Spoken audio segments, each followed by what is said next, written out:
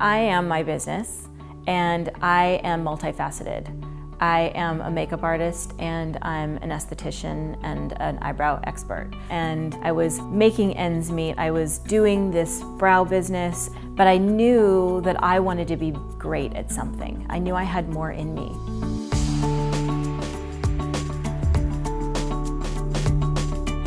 My name is Suzie Moldavon, and I am a makeup artist and an eyebrow expert, and I run a mobile eyebrow business.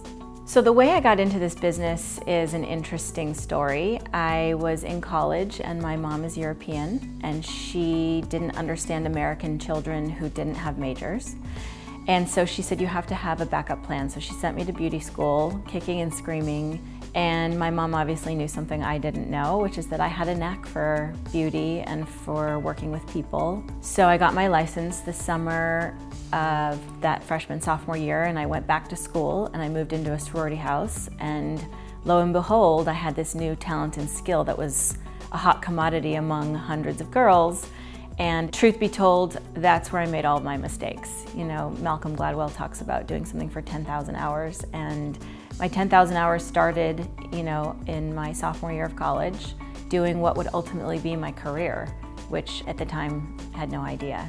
So my initial inspiration to start the business was sort of a kick in the pants by my mom, who shoved me into beauty school. But that really wasn't the business. That was sort of my boot camp training ground, where I started to learn all the techniques and the different things that I would ultimately end up needing. The moment that I knew that I wanted to make this career a career as opposed to just a job, I met a career coach, and I think that was the turning point for me to really look at myself and look at my business, because she made us. She made us kind of write out, where will we be in 5 years, and what do we want, and what clients do we want, and how much do we charge, and how much do we want to charge, and how much do we have to charge to make this into the business we want it to be. And it's seldom you sort of stop, because I was sort of in survival mode, and I stopped for a second and I thought, I need to change out of survival mode into success mode.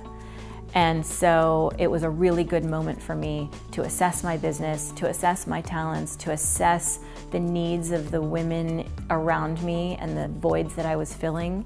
And her motto was, work smarter, not harder. And so I sort of built my business bigger. I started building a website. I raised my prices.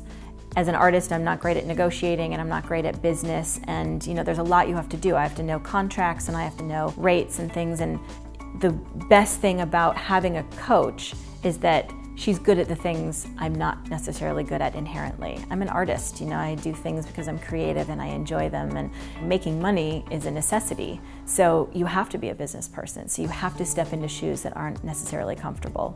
So it's definitely been invaluable to me in my business to have a coach and sort of a mentor.